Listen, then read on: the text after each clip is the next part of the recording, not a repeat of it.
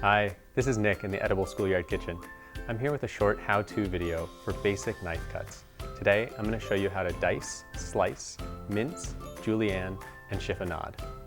To dice a potato, I'm going to start by taking a slice off of the side and then putting the potato down on that flat side so it doesn't roll away from me. Next, I'll keep slicing until I've sliced my whole potato. Then, I'll take those slices and actually cut each one into large sticks.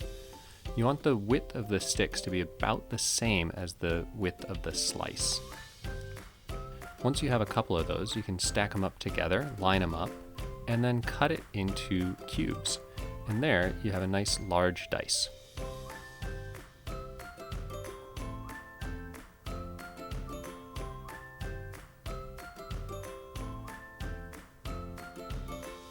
We're going to practice slicing using some carrots. First, I'll get rid of the tip and put it off to the side.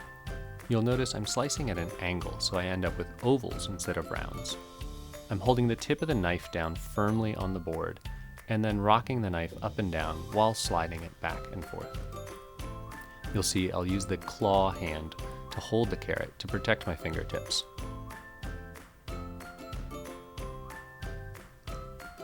Finally, we've got some nice, even, thin slices of carrot ready to go into a salad. Next up, we're going to practice doing a julienne, or cutting vegetables into a thin matchstick. I'm going to use a cucumber and take the ends off and cut it in half so I have a length that's about the same as my finger. Just like dicing, I'm going to cut off one slice and put that flat side down so it doesn't roll away from me. Once I've sliced the cucumber, I can cut each slice into thin sticks.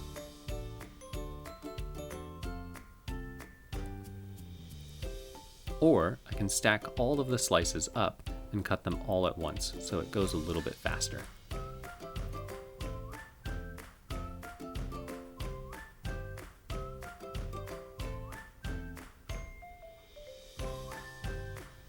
And finally, you've got some julienne cucumber, perfect for going in a spring roll.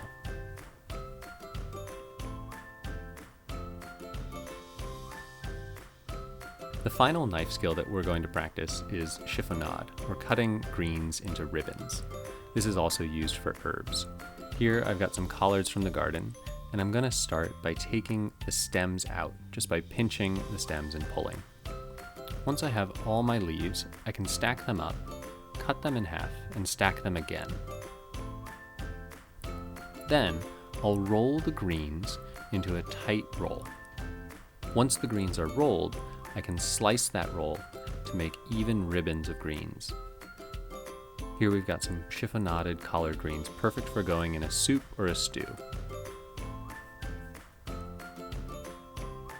If you want to find recipes to practice your new skills, head over to edibleschoolyard.org. Thanks for watching.